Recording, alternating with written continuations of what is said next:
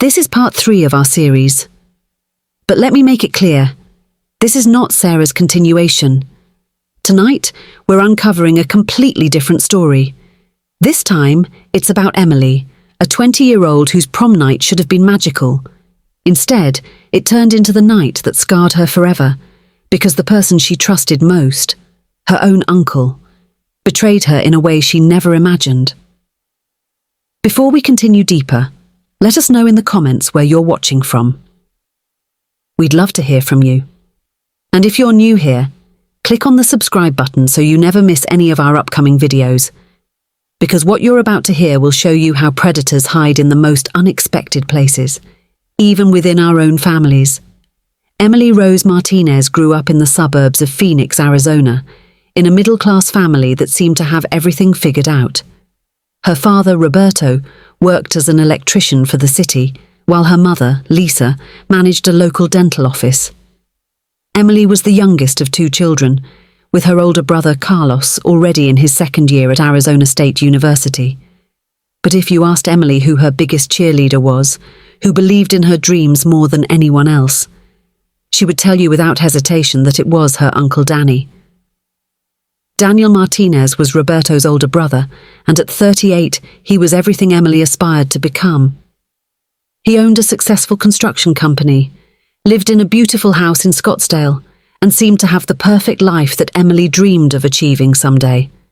More importantly to Emily, Uncle Danny was the family member who never missed her school plays, never forgot her birthday, and always had time to listen when she needed advice about boys, college, or her future dreams.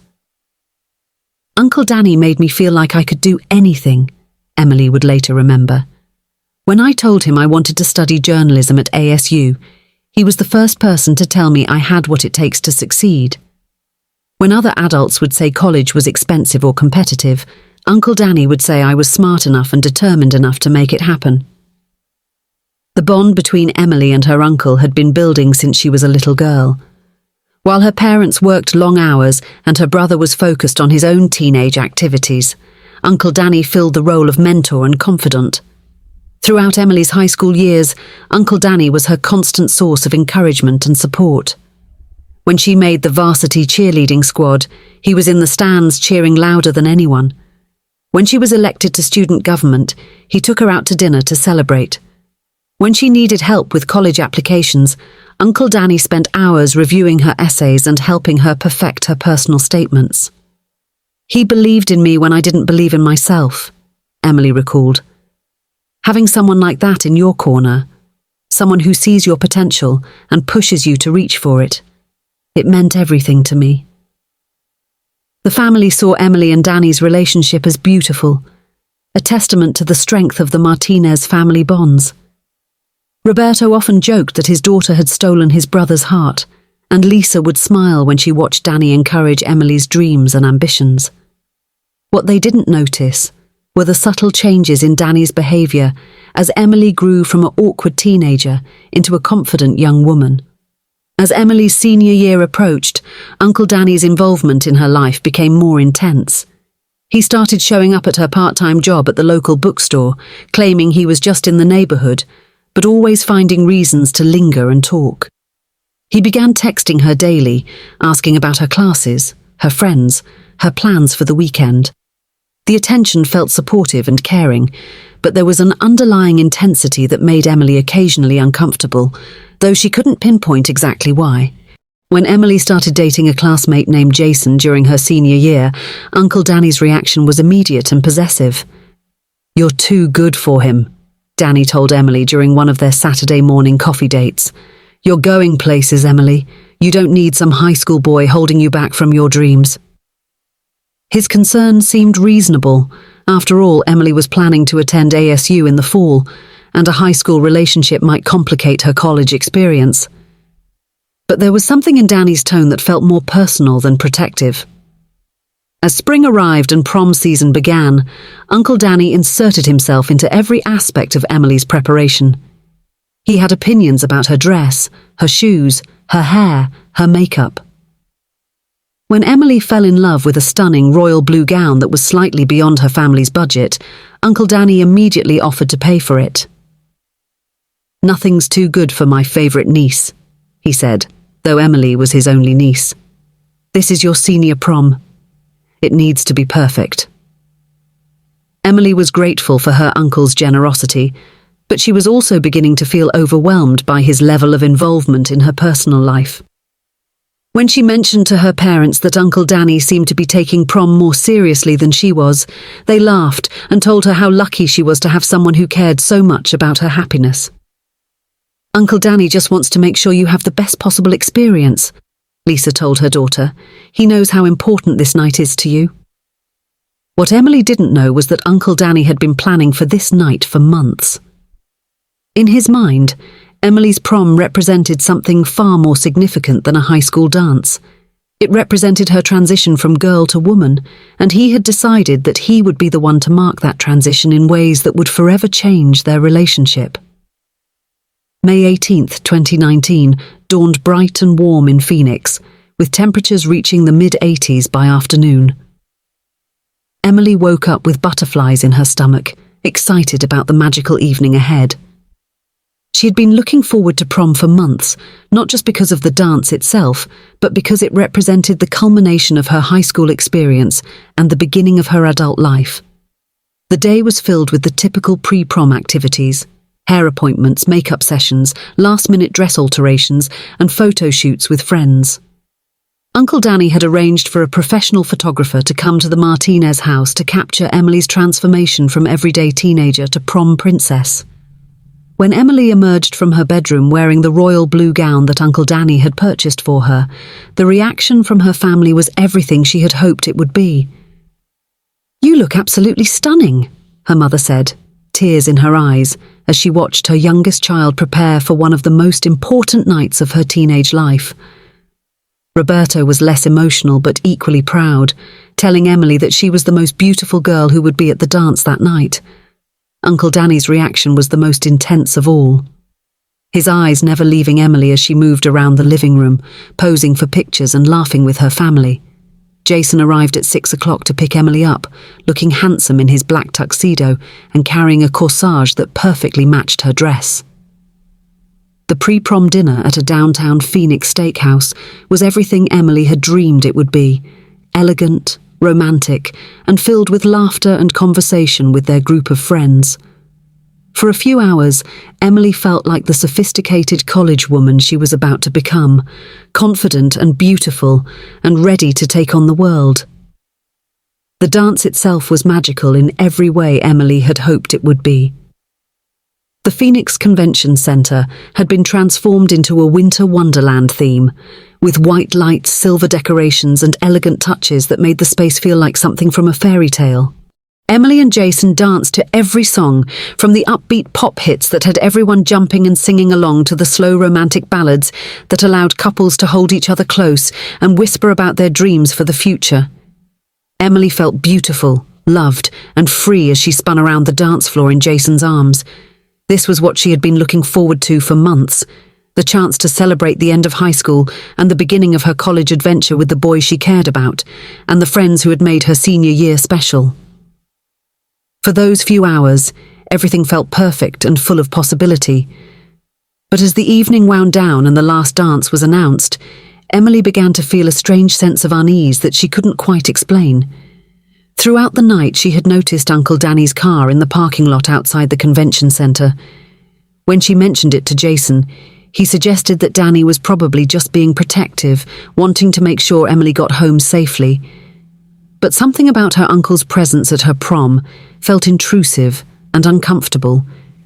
As students began leaving the dance and heading to various after-prom parties, Emily and Jason walked toward his car, planning to join their friends at a chaperoned party at their classmate Maria's house. But before they reached Jason's car, Uncle Danny appeared in the parking lot, approaching them with a smile that somehow didn't reach his eyes. "Hey there, beautiful," Danny said to Emily, his voice carrying an undertone that made her skin crawl. "How was the dance? You look absolutely incredible tonight." He turned to Jason with a less friendly expression. "I hope you treated my niece like the princess she is." Jason, intimidated by Danny's intensity, but trying to be respectful, assured him that Emily had been treated with nothing but respect and kindness. "I'm here to give Emily a ride home," Danny announced, though no such arrangement had been made. "Her parents are worried about her being out too late, and they asked me to make sure she gets home safely." Emily started to protest, explaining that she and Jason had plans to go to the after-party, but Danny's expression made it clear that he wasn't taking no for an answer. "The party will still be going when you get home," Danny said, his hand landing possessively on Emily's shoulder. "But your parents are expecting you, and I promised them I'd bring you home safely. We can't keep them waiting, can we?" Emily felt trapped between her desire to continue the evening with Jason and her lifelong habit of deferring to Uncle Danny's authority. Against her better judgment, she agreed to ride home with her uncle, promising Jason that she would call him later. If you're still here, type "I'm still here" in the comments, because what happens after that ride home will leave you speechless. The drive home started normally enough, with Uncle Danny asking Emily about the dance, her friends, and how the evening had gone. Emily was still feeling the magical glow of prom night, excitedly describing the decorations, the music, and how wonderful Jason had been as her date. But as they drove through the Phoenix suburbs, Emily began to notice that Danny wasn't taking the familiar route to her family's house. "Where are we going?" Emily asked, a note of concern creeping into her voice as Danny turned into a neighborhood she didn't recognize. "This isn't the way home." Danny glanced at her with what he probably intended to be a reassuring smile, but which made Emily's stomach tighten with anxiety. "I thought we'd stop by my place for just a few minutes," Danny said, his voice taking on the tone he used when he wanted to convince Emily of something she wasn't sure about. "I have a special graduation gift for you that I've been saving for tonight. It'll just take a minute, and then I'll get you home. Your parents aren't expecting you for another hour anyway." Emily wanted to say no, wanted to insist that they go straight to her house, but something in Danny's tone made it clear that this wasn't really a request. She had spent her entire life trusting her uncle's judgment and following his guidance, and even though every instinct was telling her that something was wrong, she found herself unable to challenge his authority. Danny's house in Scottsdale was elegant and expensive, the kind of place Emily hoped to live someday when she became a successful journalist. She had been there dozens of times for family gatherings and holiday celebrations, but tonight it felt different, more isolated, more threatening. As they walked through the front door, Danny's demeanor changed in ways that made Emily's heart race with fear. "You really do look incredible tonight," Danny said, his eyes traveling over Emily's prom dress in a way that made her feel exposed and uncomfortable. "You've grown into such a beautiful young woman. I've been watching you change from a little girl into this, and I'm so proud of the woman you've become." There was something in his voice that made Emily's skin crawl, a possessiveness that felt inappropriate and frightening. "Where's my graduation gift?" Emily asked, trying to keep her voice light and normal while fighting the panic that was building in her chest. "I really should get home. Mom and Dad will be worried if I'm too late." But Danny didn't move toward a closet or drawer where a gift might be stored. Instead, he stepped closer to Emily, close enough that she could smell the cologne he always wore and see the intensity in his eyes. "The gift is understanding," Danny said, his hand reaching out to touch Emily's face in a way that felt nothing like the affectionate gestures she remembered from childhood. "Understanding how special you are, how much you mean to me, how much I've been waiting for this moment." Emily tried to step backward, but found herself pressed against the wall with nowhere to go. What happened next in Danny's living room would shatter Emily's understanding of family, trust and safety in ways that would take years to heal. The man who had been her mentor, her supporter, her biggest cheerleader, became her attacker. In the space where she had celebrated holidays and family milestones, wearing the dress he had bought for her to celebrate her transition to adulthood, Uncle Danny stole something from Emily that could never be returned. The details of what happened are too painful and too private to share in their entirety, but the impact was immediate and devastating. In the span of an hour, Emily's entire understanding of love, family, and her own worth was destroyed by the person she had trusted most completely. When it was over, Danny straightened his clothes and looked down at Emily with a mixture of satisfaction and ownership that made her feel sick. "Now you understand how special you are to me," he said, his voice returning to its familiar, caring tone as if nothing had happened. "Now you know how much I love you, how much I've always loved you. No boy your age could ever love you the way I do." He helped Emily to her feet, his touch now feeling like poison on her skin. "This is our secret," Danny said, his voice taking on a warning tone that Emily had never heard before. "Our special secret that no one else could understand. You wouldn't want to hurt your parents by telling them something that would destroy our family, would you? You know how much they depend on me, how much I've done for all of you. You're a smart girl, Emily. You understand what would happen if you tried to tell anyone about this." The drive to Emily's house was a blur of shock, shame, and terror. She sat in the passenger seat of Uncle Danny's truck, her beautiful prom dress wrinkled and stained, her carefully styled hair dishevelled, her makeup smeared from tears she couldn't stop crying. Danny drove in silence for most of the trip, occasionally glancing at Emily with what looked like concern but felt like possessiveness. "You need to clean yourself up before we get home," Danny said as they neared Emily's neighbourhood. "Your parents are going to want to hear about prom, and you don't want them to think anything went wrong, do you? Tonight was supposed to be magical for you. And it was, wasn't it? Just not in the way you expected." Emily wanted to scream at him, to tell him that he had destroyed what should have been one of the best nights of her life, but the words wouldn't come. When they pulled into the driveway of the Martinez house, Emily could see her parents waiting in the living room, probably eager to hear about every detail of prom night. The thought of facing them, of pretending that everything was normal, felt impossible. But Danny's final words before she got out of the truck made it clear that she had no choice. "Remember," he said, his hand gripping her arm tightly enough to leave bruises. "This is our secret. You're a smart girl, and you know what's best for your family. Don't do anything that might hurt the people you love." Emily nodded numbly, unable to find her voice or her courage, and walked toward her house on unsteady legs. Her parents' excitement about prom night was heartbreaking to witness. Lisa wanted to hear about every detail: the decorations, the music, Emily's friends' dresses, how Jason had treated her. Roberto was more reserved but equally interested, asking about the dinner and whether Emily had had the magical night she had been dreaming about for months. "It was beautiful," Emily managed to say, forcing a smile that felt like it might crack her face in half. "Everything I hoped it would be."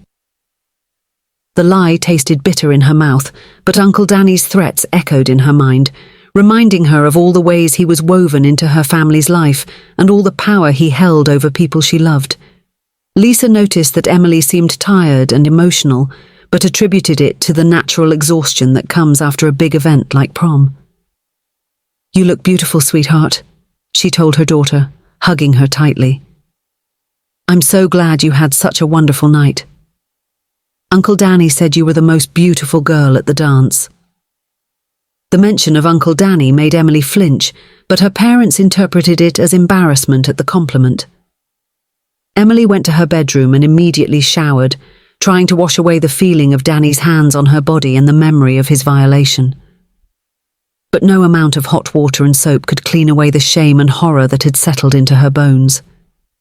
She put on pajamas and climbed into her childhood bed, staring at the ceiling and trying to process what had happened to her. Sleep was impossible. Every time Emily closed her eyes, she was back in Danny's living room, reliving the nightmare he had put her through. She found herself questioning whether what had happened was real, whether she had somehow misunderstood his intentions, whether she had done something to encourage his behaviour. The self-doubt and self-blame that would plague her for years began that very first night. The days following prom night were a blur of pretending everything was normal, while Emily's world fell apart inside her. She graduated from high school 2 weeks later, walking across the stage to receive her diploma, while Uncle Danny sat in the audience with the rest of her family, applauding and taking pictures like the proud uncle he appeared to be.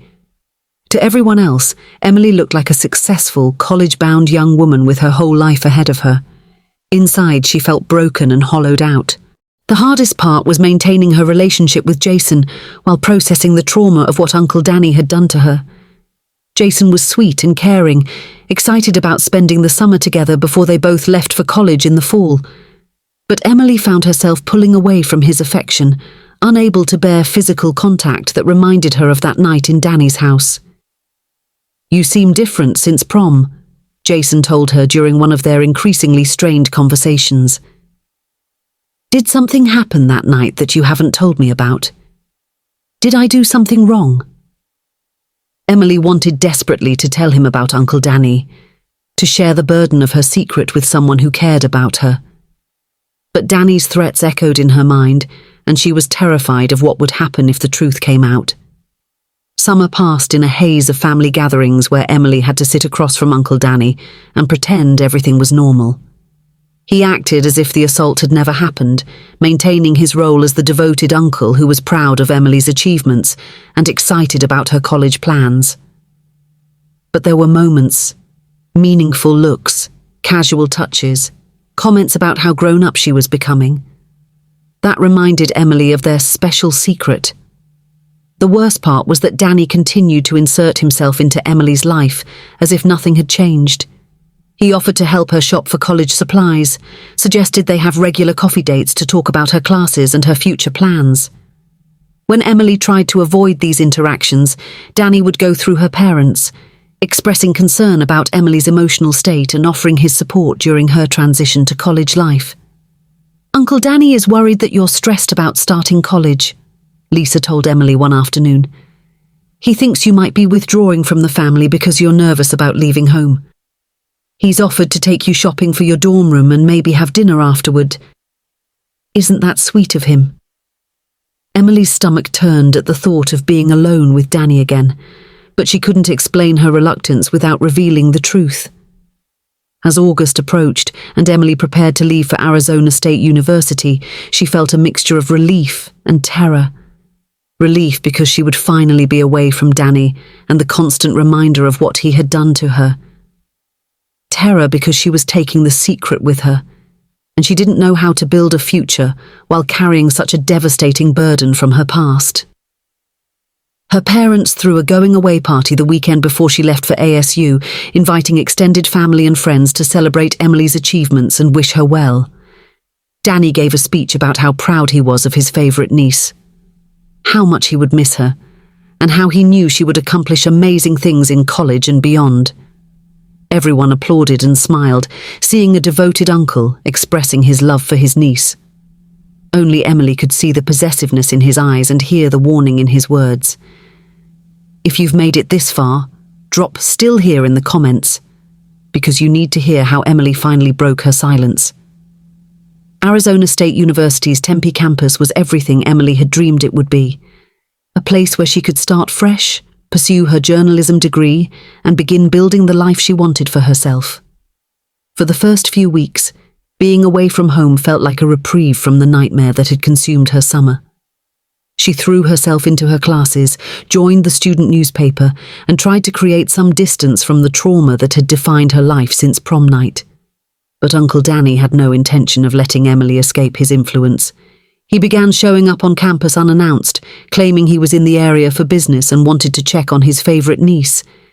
He would take Emily to expensive dinners, buy her gifts she didn't want, and insist on hearing about every aspect of her college experience. To anyone watching, he looked like a devoted uncle supporting his niece's education. Emily knew better. "I've missed our talks," Danny would tell Emily during these unwelcome visits. "You seem distant lately, like you're trying to forget about your family. I hope college isn't changing who you are, Emily. I hope you remember where you come from and who has always been there for you." The threats were subtle but unmistakable, reminding Emily that their special relationship was ongoing and that her silence was still required. The situation escalated during Emily's second semester when Danny began calling her multiple times a week, wanting detailed reports about her classes, her friends, her social activities. When Emily tried to limit these conversations, Danny would call her parents, expressing concern about Emily's emotional state and suggesting that she might be struggling with the transition to college life. "Uncle Danny is worried about you," Roberto told Emily during one of their weekly phone calls. "He says you seem withdrawn and that you're not returning his calls. He's just trying to be supportive, Mija. You know how much he loves you and wants you to succeed." Emily felt trapped between her desire for independence and her family's expectation that she maintain her close relationship with Uncle Danny. The worst incident occurred during Emily's spring break, when Danny insisted on taking her on what he called a celebration trip to Las Vegas to commemorate her successful first year of college. Emily tried to decline, claiming she had too much homework and wanted to spend the break studying. But Danny had already spoken to her parents, who thought the trip was a generous gesture from a loving uncle. The 3 days in Las Vegas were a nightmare of psychological manipulation and implied threats. Danny booked a suite at an expensive hotel, took Emily to shows and dinners, and constantly reminded her of his generosity and devotion. He didn't assault her again during the trip, but his behavior made it clear that he considered her to be his property and that their relationship was far from over. "You're so lucky to have someone who cares about you this much," Danny told Emily as they sat by the hotel pool on their final day. "Most girls your age don't have anyone who understands them the way I understand you. I hope you appreciate what we have together, Emily. I hope you know that what we share is special and worth protecting." Emily returned to ASU after spring break feeling more trapped and hopeless than ever. She began having panic attacks, struggling with insomnia, and finding it difficult to concentrate on her classes.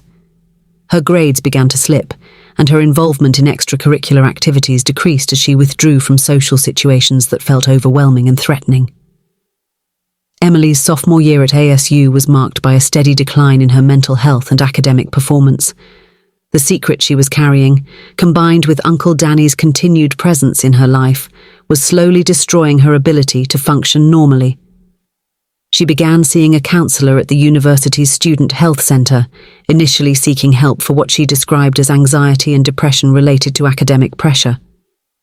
Dr. Jennifer Kim was a trauma specialist who had worked with many survivors of sexual assault, and she recognized the signs of abuse trauma in Emily's symptoms even before Emily was ready to name what had happened to her. "Sometimes our bodies and minds react to experiences that we're not ready to talk about yet," Dr. Kim explained during one of their early sessions. "Healing begins when we feel safe enough to explore those experiences with someone we trust."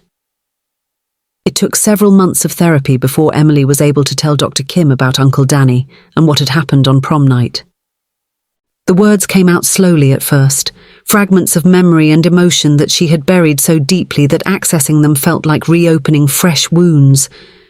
But with each session, Emily felt a small portion of Danny's power over her beginning to dissolve. "What happened to you was not your fault," Dr. Kim told Emily repeatedly. "You were betrayed by someone who was supposed to protect you, and your response, the silence, the shame, the self-blame, those are normal reactions to trauma. You survived something terrible, and now you have the opportunity to reclaim your power." As Emily's junior year began, she made a decision that would change everything. She was going to tell her parents about Uncle Danny's assault and break the silence that had controlled her life for over 2 years. The decision was terrifying, but Emily had begun to understand that carrying the secret was more dangerous than revealing it. She planned the conversation carefully, waiting until Thanksgiving break, when she would be home for several days. Uncle Danny would undoubtedly be there for the family celebration, but Emily had decided that she could no longer sit at the same table as her attacker and pretend everything was normal. The night before Thanksgiving, Emily called Dr. Kim for support and guidance. "I'm scared," she admitted. "What if they don't believe me? What if they blame me? What if this destroys our family?"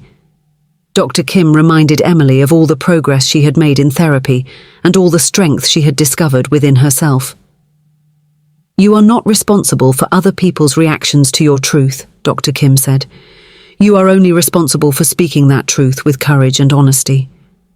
Whatever happens next, you will have taken back your power and stopped allowing his abuse to control your life." Thanksgiving dinner at the Martinez house began like dozens of others Emily had attended throughout her life.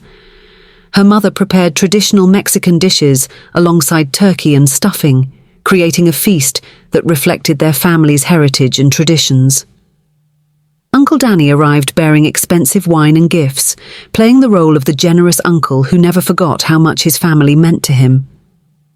For the first hour of the celebration, Emily sat at the familiar dining table, listening to the comfortable chatter of family conversation and marveling at how normal everything seemed when she knew she was about to detonate a bomb that would change everything forever. After dinner, as the family gathered in the living room to watch football and share stories, Emily took a deep breath and asked for everyone's attention. "I have something I need to tell all of you," she said, her voice stronger than she had expected it to be. "Something that happened 2 years ago that I should have told you then, but I was too scared and ashamed to speak up."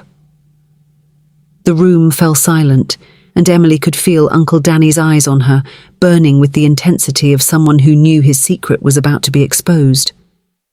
Her parents looked concerned but attentive, while her brother Carlos shifted uncomfortably, sensing that whatever Emily was about to say would be serious and life-changing.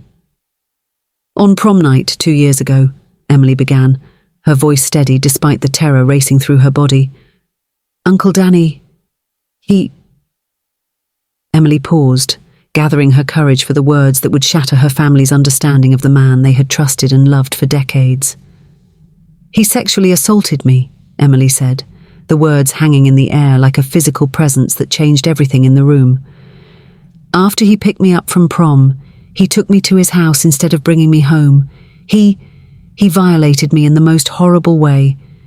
And for 2 years I've been carrying this secret because he threatened me and made me believe that telling the truth would hurt all of you."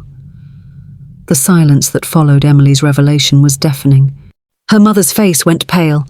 Her father's expression shifted from confusion to rage, and Carlos looked back and forth between Emily and Uncle Danny as if trying to process what he had just heard. Danny himself sat perfectly still, his mask of shocked innocence not quite hiding the calculation beneath. "Emily," her mother finally whispered, tears beginning to stream down her face. "Mija, why didn't you tell us? Why did you carry this alone for so long?" The pain in Lisa's voice was heartbreaking, but it was also validation that Emily's decision to speak had been right. Her mother's first instinct was not to question or blame, but to grieve for her daughter's suffering. Uncle Danny's response was swift and predictable. "Emily is obviously having some kind of breakdown," he said, his voice taking on the concerned tone he had perfected over decades of manipulation.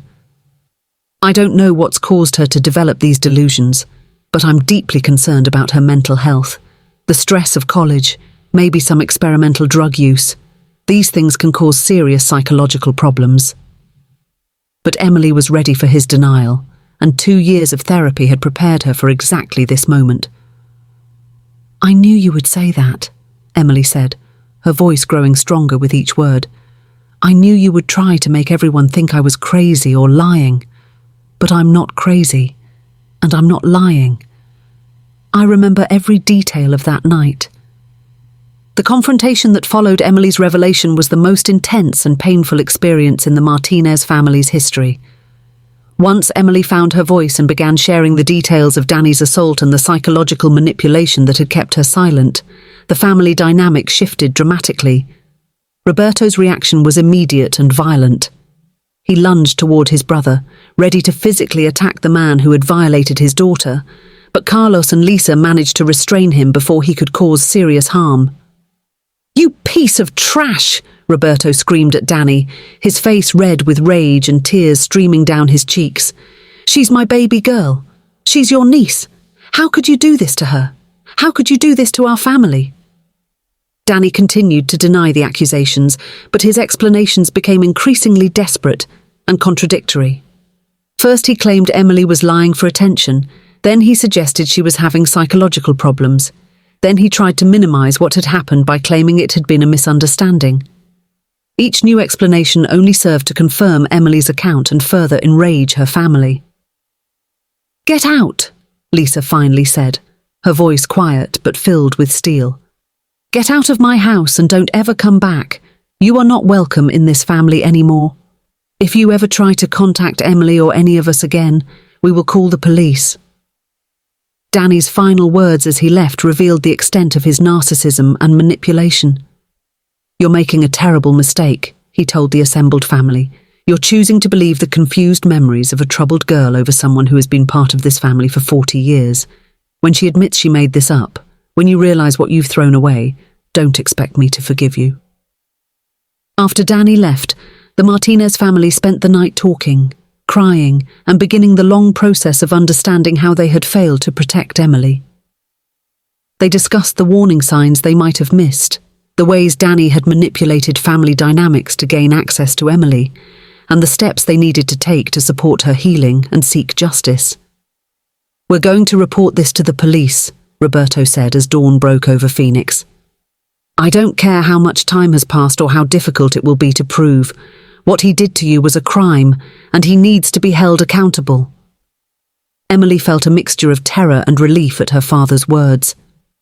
The thought of involving law enforcement was frightening, but it also represented the final step in reclaiming her power from Uncle Danny. Carlos, who had been mostly silent during the night's revelations, finally spoke up. "I'm sorry, Em," he said, using her childhood nickname. "I'm sorry I wasn't there to protect you. I'm sorry you had to carry this alone for so long. But I'm proud of you for speaking up. I know how hard this must have been." The support from her family was overwhelming and healing in ways Emily hadn't expected. For 2 years, she had convinced herself that speaking the truth would destroy the people she loved. Instead, she discovered that her family's love was strong enough to handle the truth, and that their anger was directed where it belonged, at Danny, not at her. Filing a police report 2 years after the assault proved to be as challenging as Emily had feared it would be. Detective Maria Gonzalez, who specialized in sexual assault cases, was compassionate and thorough, but she was also realistic about the obstacles they faced in building a case against Uncle Danny. "The delay in reporting doesn't invalidate your experience," Detective Gonzalez explained to Emily and her parents. "We understand why survivors often wait years to come forward, especially when the perpetrator is a family member. But it does make gathering evidence more difficult, and we need to be prepared for that challenge." The investigation that followed revealed information that both validated Emily's experience and horrified her family. Police discovered that Danny had been the subject of complaints before. Whispered concerns from other family members about his inappropriate attention to young female relatives, reports from former employees about his behavior toward teenage workers, and rumors in the community about his relationships with much younger women. Most importantly, during the investigation, another victim came forward with a similar story. Maria Delgado, now 24, had been assaulted by Danny when she was 19 and working as a receptionist at his construction company.